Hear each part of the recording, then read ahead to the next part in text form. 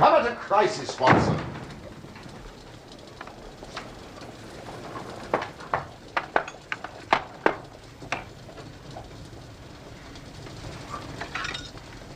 Help yourself to tobacco from the Persian slipper. I shall be at your service in an instant.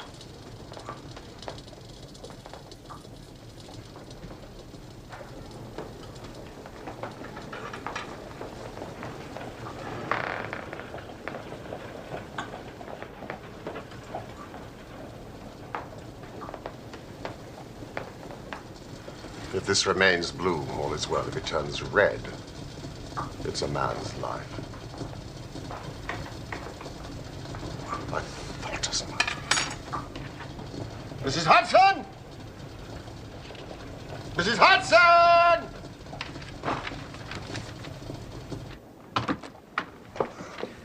Would you find Billy, please, and tell him to dispatch these telegrams without delay? Thank you. Oh, sit down, Watson. Ah.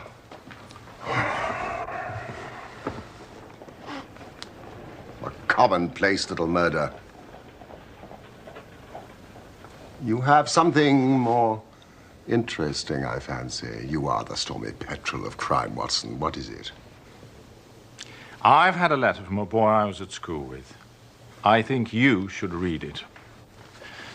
Percy Phelps, brilliant boy, carried off every prize the school had to offer, went on to fresh triumphs at Cambridge. I must confess, he'd passed completely out of my mind until this. My dear Watson, I've no doubt you remember Tadpole Phelps, who was in the 3rd form when you were in the 5th. It's possible you may have heard that through my uncle's influence, I obtained a good appointment at the Foreign Office. His uncle's Lord Holdhurst. And that I was in a position of trust and honor till a horrible misfortune came suddenly to blast my career. Yes, his gaudy connections did him little good at school. It seemed to us a piquant thing to chevy him about the playground, hit him over the shins with a wicket. Do you think you could bring your friend Mr. Holmes down to see me?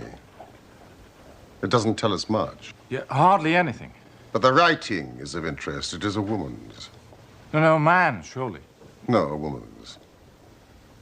You know, at the commencement of a case, it is always something to know that a client is in close contact with someone who, for good or evil, has an exceptional nature. You're interested. Indeed. Well, if you are ready, let us start for Braybury House, Woking at once. Well, my practice... Oh. Well, I mean, if your cases are more interesting than mine... I was going to say, my practice would do very well for a day or two. It's the slackest time of the year. Excellent. Then let us visit this diplomatist who is in such evil case, and the lady to whom he dictates his letters. Mrs. Hudson! Hot water!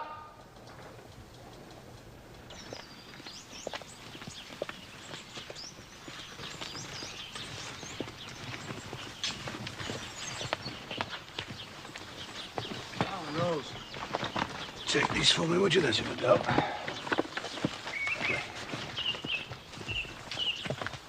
Mr. Sherlock Holmes. And this is my colleague and friend, Dr. Watson. Dr. Watson, I'm so glad you've come.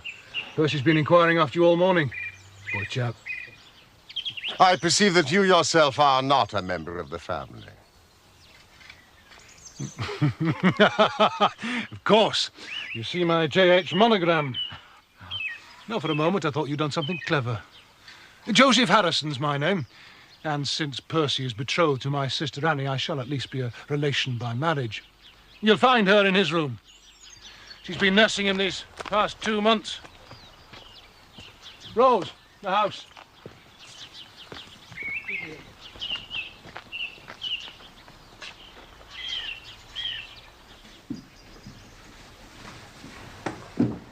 Now listen. They're here. Shall I leave? No. No.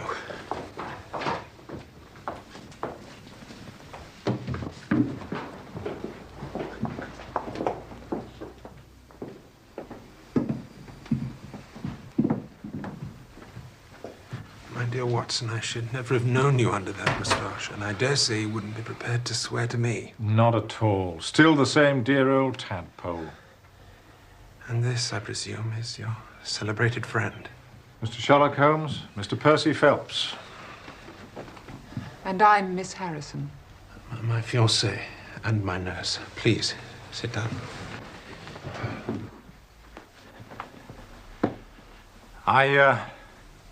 I showed Holmes the letter that you wrote to me.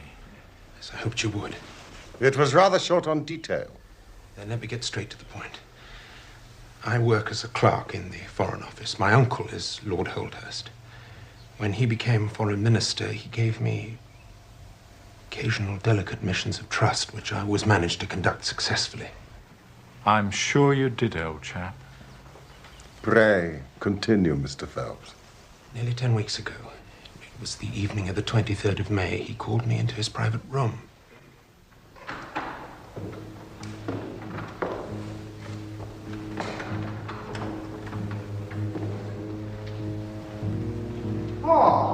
Percy, my dear boy. Good evening, sir. You've heard of the naval treaty that has just been drawn up between England and Italy? I've read rumors in the press, sir. Most regrettable. And it is of the utmost importance that nothing further should leak out. The French and Russian embassies would pay an immense sum to learn its contents. This is the original. It should not leave my bureau. Were it not absolutely necessary to have it copied, take it straight to your office and lock it up. Now, remain behind when the others go, so that you can work at your leisure and without fear of being overlooked. And when you have finished, relock both the original and the draft in your own desk and hand them over to me personally tomorrow morning. The very greatest care, nephew. You may rely on it, sir. This treaty, can you be more precise as to its nature? In broad outline, it defined the position of Great Britain towards the Triple Alliance in the event of the French fleet gaining complete ascendancy over Italy and the Mediterranean. I returned straight to my office, where I found a colleague of mine, Mr. Charles Gorrow, still working. Hello, Chip. What did Uncle want? To congratulate me on my engagement. Splendid.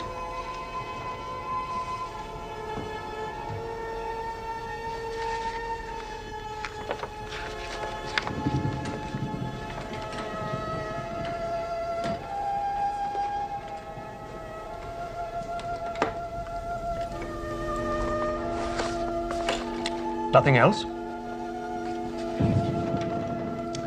Some fishing dispute he wanted me to copy.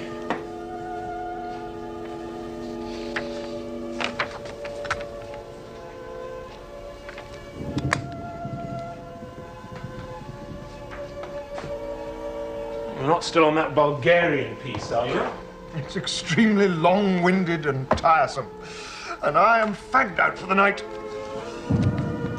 You working late again? Just a few things. You want to slack off a bit, old man? Ambition's a fine thing and all that, but do not neglect the beautiful Miss Harrison. Some other chap might step in. She wouldn't have you, Charles. Oh, not me, old man. I've got my Daphne. Good night, dear. Good night.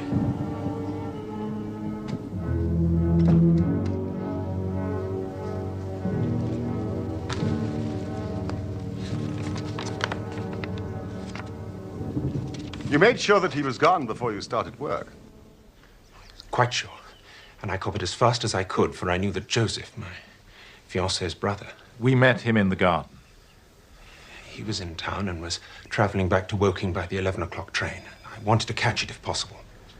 But it was a long document. Written in French.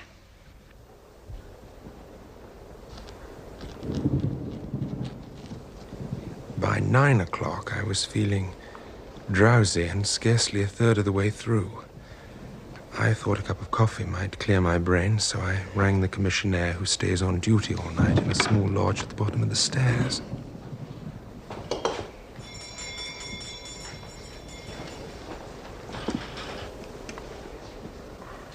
To my surprise, it was a woman who answered the summons.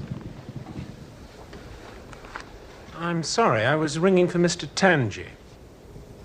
I'm his wife, sir. I do the char work in this building. Ah.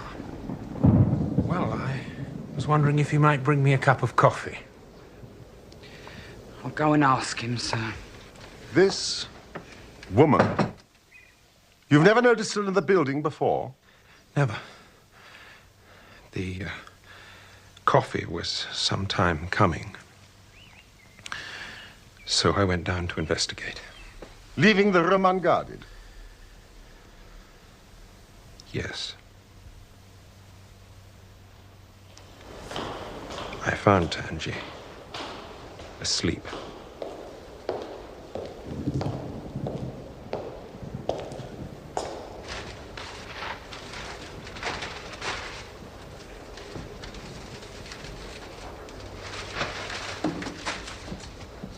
Mr. Phelps, sir. I'm very sorry, sir. I must have just dropped off for a moment. Your coffee, sir. Well, if you're here, sir, who's ringing the bell? Bell? What bell is it? Well, it's the bell in the room in which you're working, sir.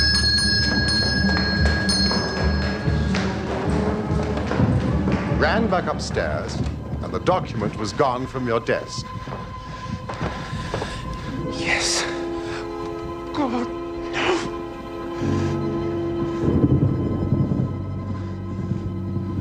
You passed no one in the corridor. No one. There was no one. In the room, in the corridor. All seemed exactly as I'd left it. Percy has drawn a rough chart of the building, Mr. Holmes, which he thought might be of use. Yes, that's the utmost importance, Mr. Holmes. Yes, I think I quite follow it. On your discovery of the theft, what did you do then? Well, I recognized in an instant the thief must have come up through the side door. This one here. Yes, of course. Well, you'd have met him if he'd come the other way. And you are satisfied that he could not have been concealed in the room or in the corridor? Absolutely impossible. All the other doors were locked. Strict Foreign Office regulations. There was no cover at all. A rat couldn't have concealed himself there. Tangi and I both rushed out down the stairs that lead into Charles Street. Mr. Phelps! The door at the bottom was closed, but unlocked. It was dark, raining. There was no one. But I distinctly remember the 3/4 of Big Ben. 10:15. That is of enormous importance. They came out here. You see, Holmes? On the corner, we found a policeman, but he'd seen no one leave the building in the last quarter of an hour except for the commissionaire's wife. So we ran through to Whitehall. It was full of traffic, people coming and going, all only too eager to find a place of shelter on so wet a night. No lounger to tell you who'd passed? None. Had it been raining all evening? Since about 7. Oh, this chain of events is certainly of extraordinary interest. And so you returned to the office? Examined it, I presume, to see if the intruder had left any traces. Muddy footmarks, any cigar end, or dropped glove, hairpin? There was nothing. Except the tangible fact that the commissionaire's wife had run out of the building not 10 minutes earlier. What did you do next, Mr. Phelps? The constable alerted Scotland Yard. It was then, for the first time, the full horror of my situation came upon me. I'd been so confident of regaining the treaty. I dared not think. Watson will tell you I was a nervous, sensitive boy at school. It's my nature. I thought of my uncle, his cabinet colleagues, the shame I'd brought upon them, myself, everyone connected with me. though I was the victim of an accident. There are no allowance for accidents in diplomatic circles. Ruin. Shamefully. Hopelessly. Ruin. Steady on, old chap. There. All right. Stand back, will you, Holmes?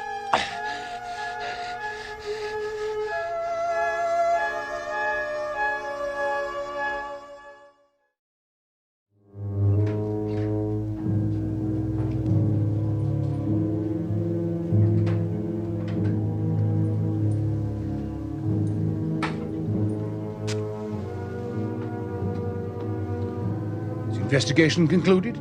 Adjourned. Poor old Percy. Terrible strain, all this. Career in the balance.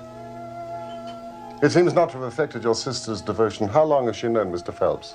Well, they met in Northumberland in the winter. Percy was travelling on government business in our part of the world. It was love at first sight. Do your people approve of the match? Indeed, Mr. Holmes. Especially when they learnt of Percy's connection with Lord Holdhurst. My father is an ironmaster and a staunch supporter of the Conservative Party. She came down here to meet Percy's people, and you came as escort. That's right. Just before they left for America. The wedding is planned for September, if the poor chap recovers. I suppose you only intended a short visit, and then came the smash.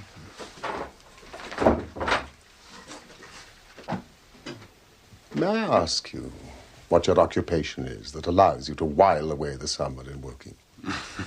As the eldest son, Mr. Holmes, I have expectations of inheriting my father's business. I also dabble in stocks and shares, which grants me a certain independence. My apologies if my question offended you. On the night of May the 23rd, had you arranged to meet Mr. Phelps at Waterloo to take the 11 o'clock train together? No.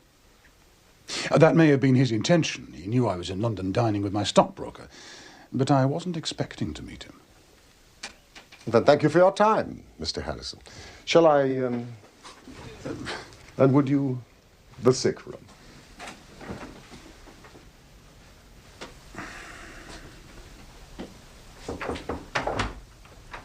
Mr. Holmes, I do apologize. I feel calmer now thanks to Watson's ministration.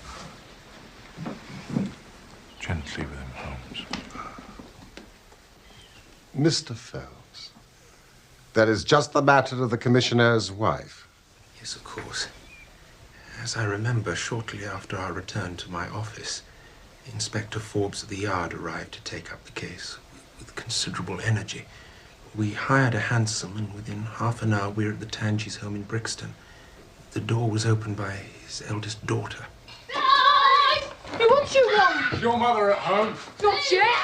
She does a night job, cleaning. Well, wait for her, if you don't mind. In here. You get back in here. Now, go on and shut the door. After about 10 minutes, we heard the front door. And here we made one serious mistake for which I blame myself. Yeah, Mum, there's two men in the parlour wants to talk to you. Oh, my God.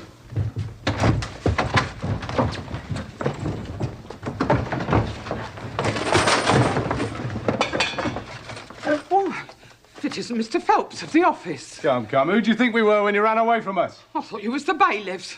We've had some trouble with a tradesman.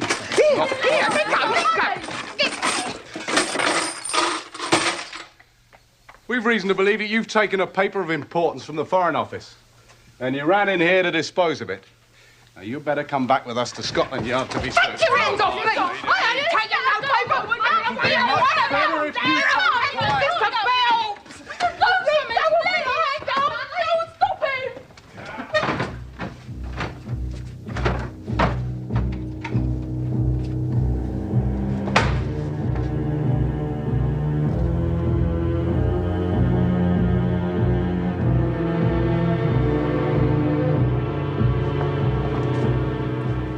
Made a full examination of the kitchen? Yes. There was no sign of the documents. four-wheeler was brought and we all three drove back in it to Scotland Yard. I waited in an agony of suspense until the female searcher came back with her report. They found nothing? After that, I have no clear recollection. I believe a police officer drove me to Waterloo, where, by the merest good fortune, I met Dr. Ferrier, who lives near us and was traveling down by the next train. The train you caught now would have been? The 11:40, I think. Dr. Ferrier most kindly took charge of me. Just as well he did, for I had a fit in the station, and before we reached home, I was practically a raving lunatic. Your brother had already returned? Yes. I was surprised, but not unduly worried that he was alone. Percy often worked late, and I knew there was another train. So I went to bed. And sometime after midnight? I was woken by the most fearful commotion in the hall. Yes, come on, bring him in here! Bring him in! Oh, God, it's this! God! Your brother was sleeping down here in this room? Yes. My family were taking advantage of their trip to America to have several of the upstairs bedrooms redecorated. It was evident that poor Percy was in for a long illness. So Joseph was bundled up to my room. And this was turned into a sick room. For me.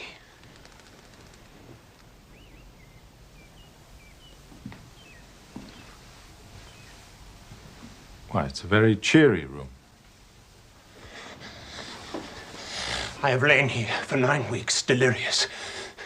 If it had not been for Miss Harrison and the doctor's care, I should not be speaking to you now. She nursed me by day. A hired nurse looked after me at night.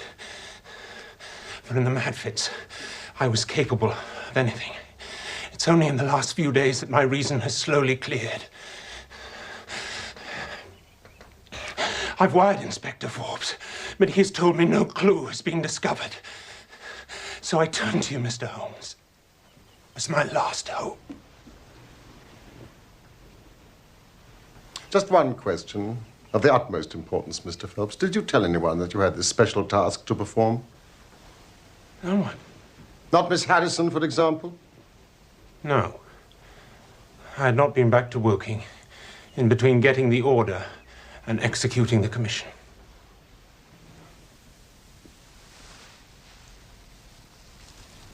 What a lovely thing, a rose is.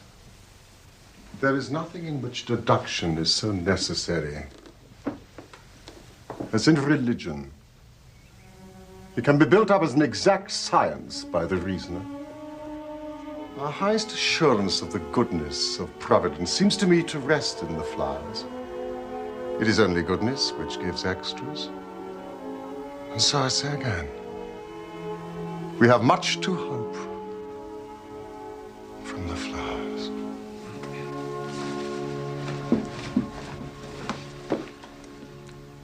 Do you see any prospect of solving this mystery, Mr. Holmes?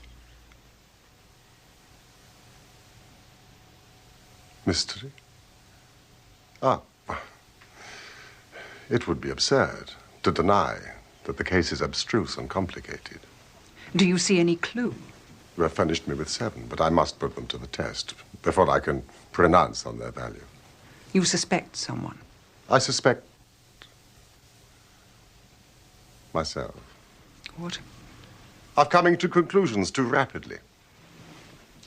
Then go back to London and test your conclusions. Your advice is very excellent, Miss Harrison.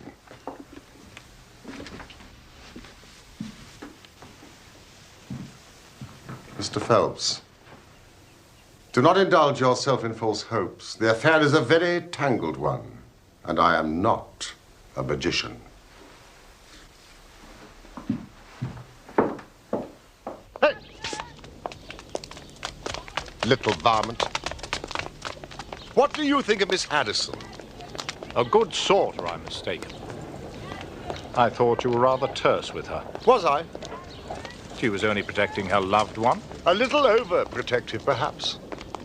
Surely you don't believe that she had anything to do with it? The most difficult crime to track down, Watson, is the one which is purposeless. Now, this is not purposeless. But who is it that profits by it? Well, there's the French ambassador, the Russian, and whoever might sell it to either of those. And Lord Holdhurst. Well, it is not inconceivable that a statesman might find himself in a position where he was not sorry to see such a document accidentally destroyed. Not a statesman with the honourable record of Lord Holdhurst. George, the Foreign Office. Charles Street entrance. George, I want you to do something for me. Find the cab which dropped a fare there just after 9:30 on the evening of May the 23rd.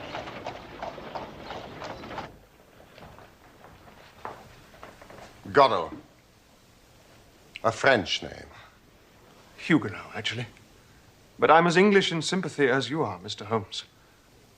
Am I under some sort of cloud because of my name?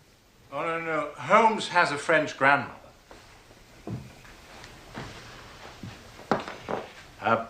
I'd make yourself scarce if you want to avoid Inspector Forbes. We've arranged to meet him here in 5 minutes. Yes.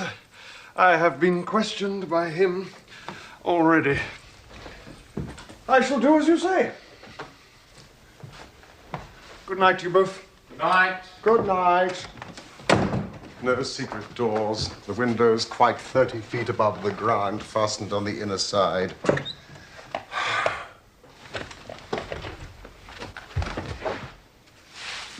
The carpet prevents any possibility of a trap door. Now, whoever rang the bell rope must have come right over to the desk. Why ring it? I mean, was it the thief? Out of bravado? Or was it someone with the thief who tried to prevent the crime?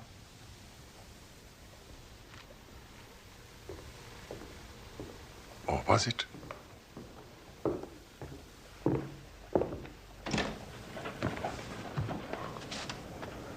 Inspector Forbes, I believe.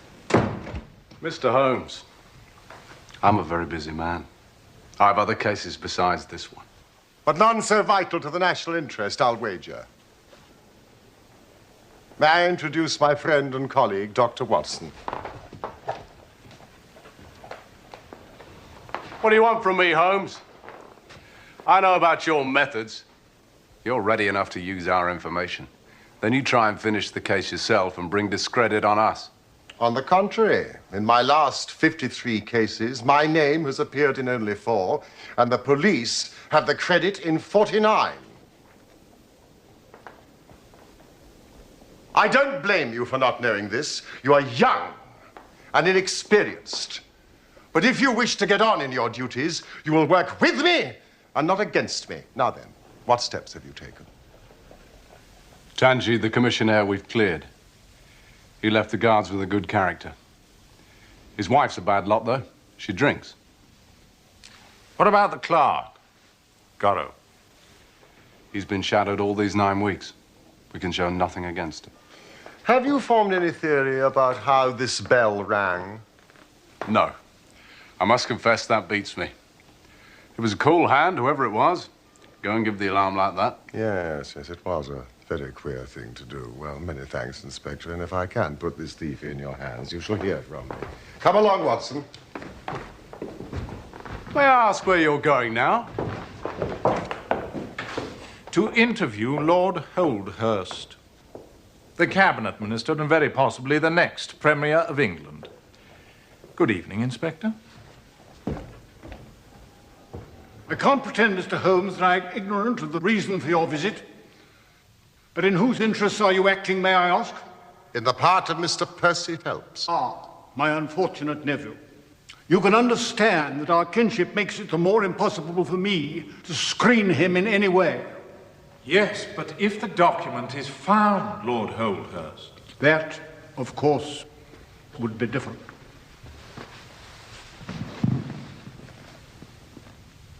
Lord Holdhurst, it was in this room that you gave instructions for the copying of the document. It was. And you mentioned it to nobody else except your nephew. You're certain of that? Absolutely. Then, if nobody else knew of it, you would agree that the thief's presence in your nephew's room was purely accidental. I mean, he saw his chance and took it. You take me out of my province there, Mr. Holmes.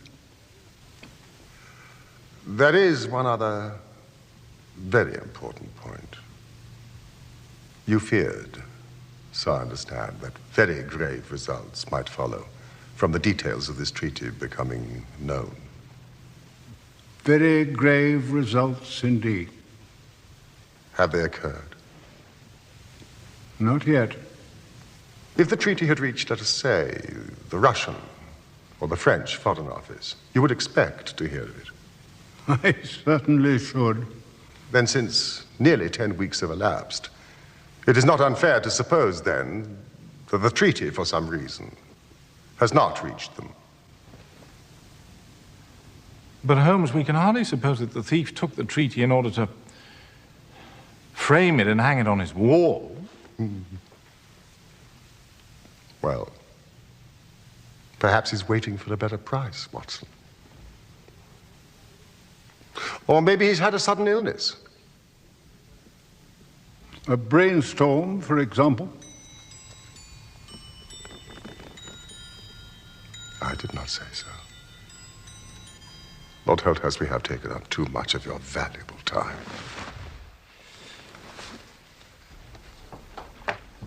Fine fellow. Heavy responsibilities. Yes, but he has a struggle to keep up his position, and he's far from rich. You noticed, of course, that his boots have been resold. Really? I shall do nothing more today unless I get an answer to my cab inquiry. Ah.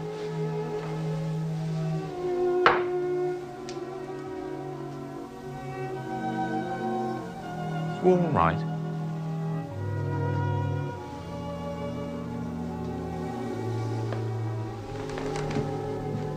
Oh, Watson, I won't detain you any longer from your legitimate work. But I should be extremely obliged if you would come down to Woking with me tomorrow. The same train that we took today. Yes, of course. Night, Holmes.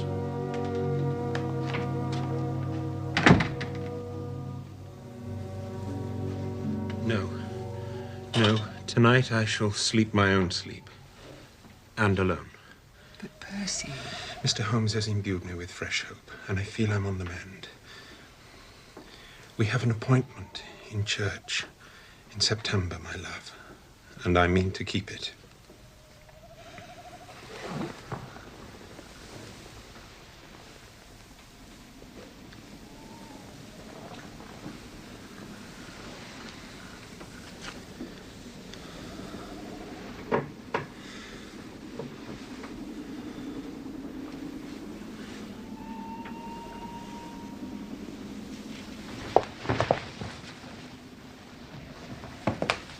He sent the nurse away.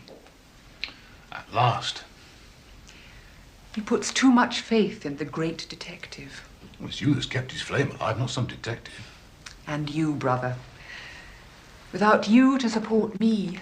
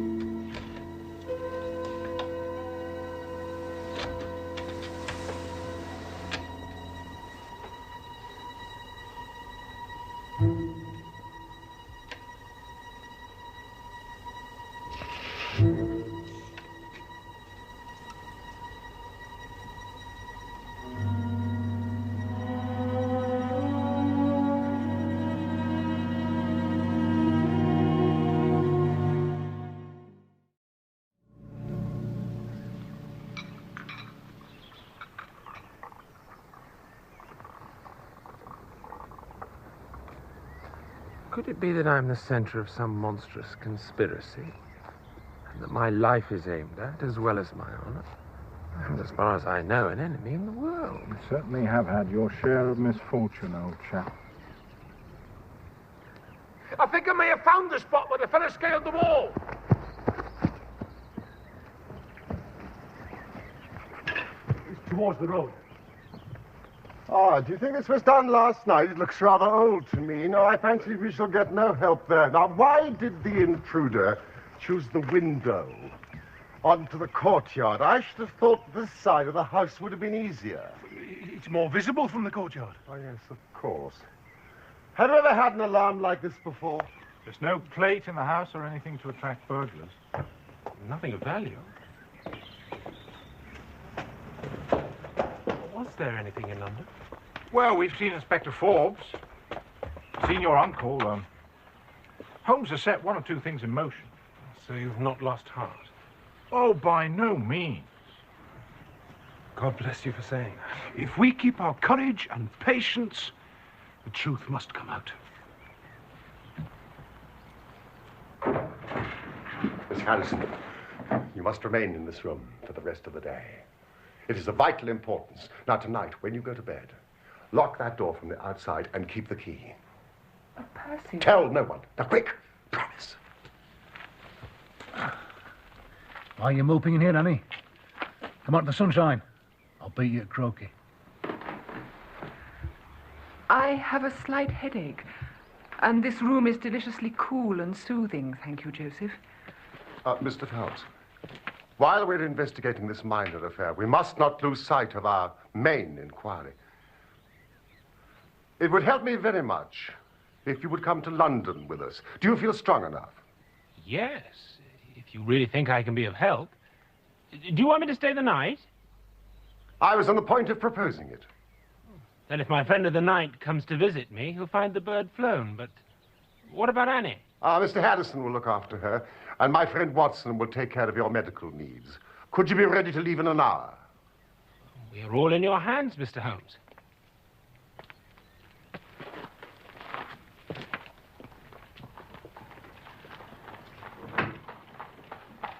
There are one or two points I wish to clear up, and your absence, Mr. Phelps, will rather assist me. Watson, when you reach London, drive our friend straight to Baker Street and remain with him until I see you again. Now, gentlemen, I shall leave you. What about our investigation in London? I hope to be in London in time for breakfast.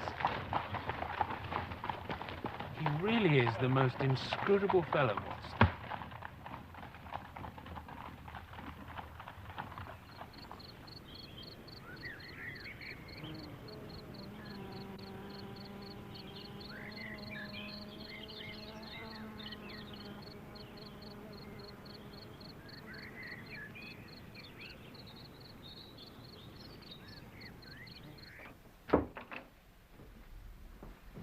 Oh, you're still in here.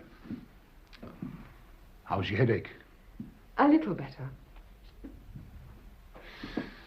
First day for 9 weeks without the invalid. And you choose to spend it in here. Also had it. Are you dining tonight? I'm not hungry, and I'm enjoying my book. I understand. My poor little sister. What a time you've had.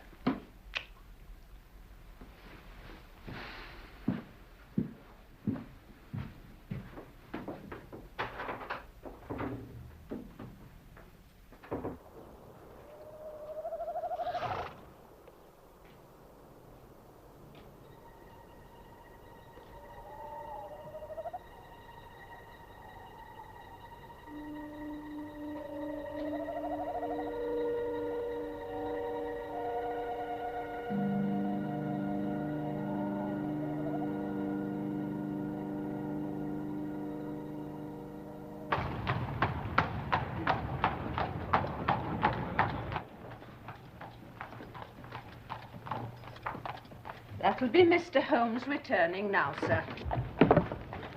Thank you, Horace.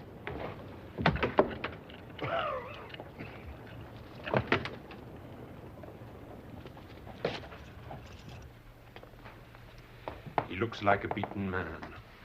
I confess you may be right.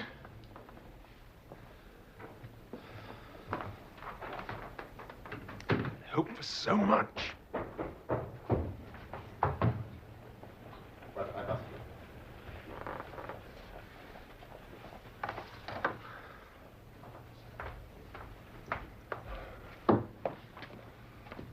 Holmes, you're wounded.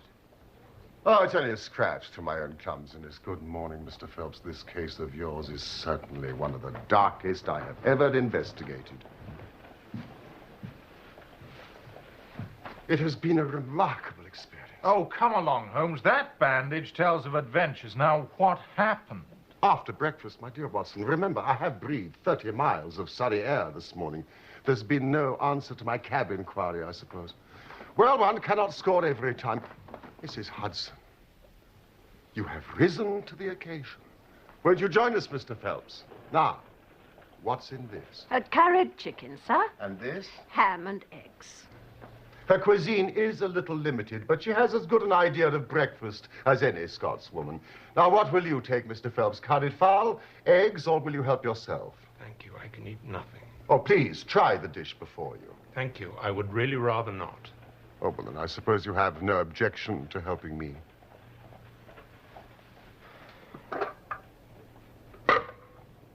Oh.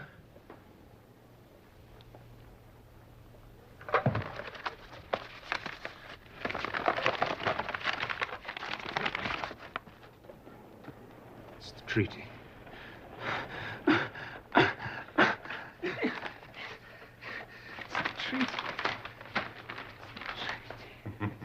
My God, it's the treaty.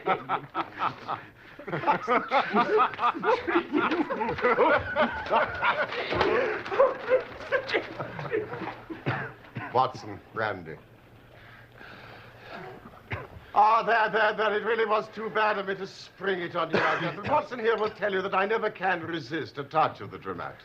God bless you for saving my honor. Thank you, Mrs. Hudson. Oh, thank you for your many considerations. A Scotswoman's breakfast, indeed. A silly bit of paper. Please, tell me how you got it. Where it was. After I left you, I settled myself into the English countryside and spent a charming afternoon. I remained there until dusk. And then I returned to your house. I clambered over the wall and made my way through the undergrowth until I reached the stables just opposite your bedroom window. The blind in your window had not yet been drawn, and I could see Miss Harrison reading a book by the light from a lamp. It was about 10:15 when she closed the book, moved across the room, carrying the lamp with her.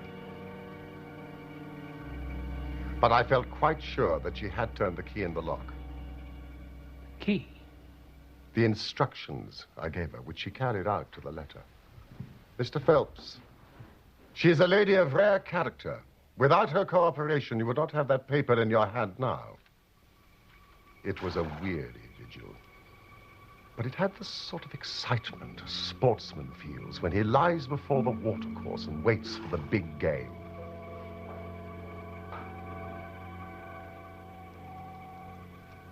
What happened? What happened? It was about 2 o'clock in the morning when I heard the gentle sound of a bolt being pushed back.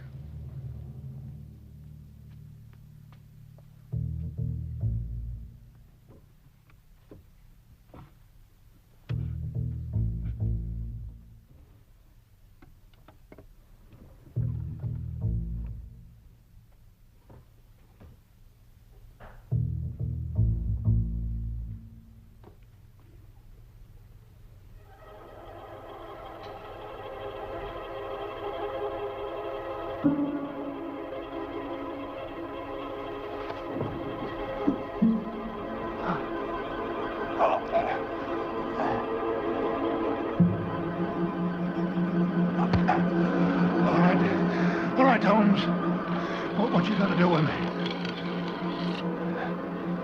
I've got what I want. Now, run for it.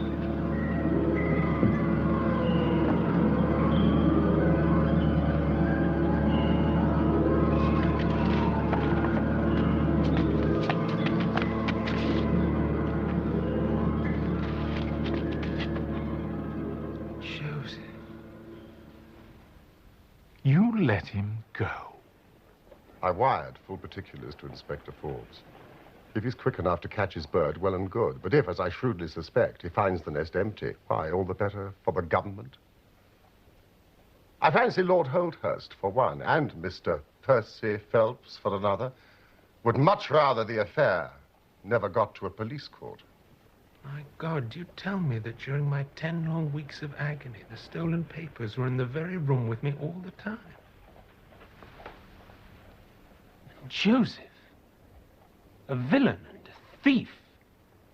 From what I gather, he had lost heavily dabbling in stocks and concealed the fact from his father, a man of strictly conservative habits. Yes, but his own sister's happiness and your reputation, your health. He knew that you often worked late, and he was in town having dinner with his stockbroker, as he told me. But he was free by 9:30 and called by your office, entering through the side door. Percy!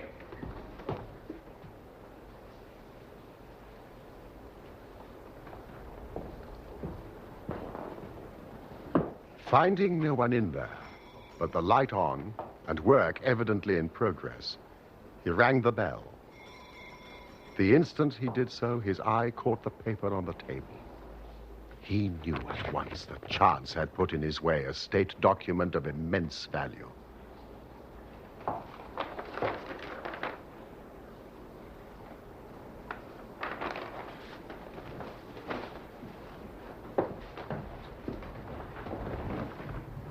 Returned alone to Woking and concealed it in what he thought was a very safe place, intending to remove it in a day or two and take it to the French embassy or wherever he thought a long price was to be had.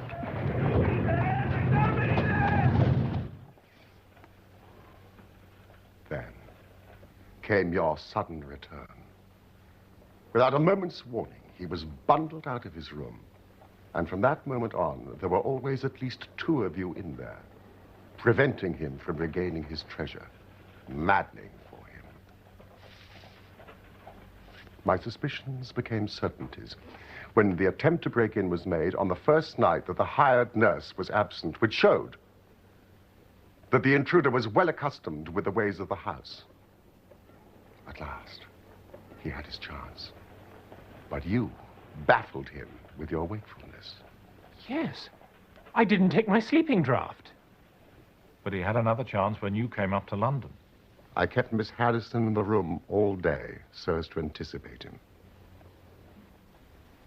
But if you already knew the papers were in the room... I thought they probably were, but I had no desire to rip up all the skirting in search of them. By allowing him to lead me to the hiding place, I saved myself an infinity of trouble. And caught him red-handed. Quite so. Yes, but why did he try the window when he might have come in through the door? To appear to be a burglar, and if necessary, make good his escape across the courtyard. The knife? You don't think he had any murderous intentions? My dear fellow, I can only say that Mr. Joseph Harrison is a gentleman to whose mercy I should be extremely unwilling to trust. That would be a young lady for you, Mr. Phelps. Annie? I left her a note to come to London the moment she woke. But, Mr. Phelps, she knows nothing as yet of her brother's criminality. Oh, yes. My dear Holmes, I can't thank you enough. I shall go down at once and explain everything. Percy, goodbye, and good luck.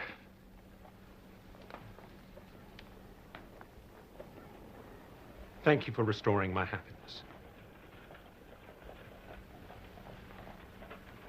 young lady at the door, sir. Mr. Holmes? Hot water. Thank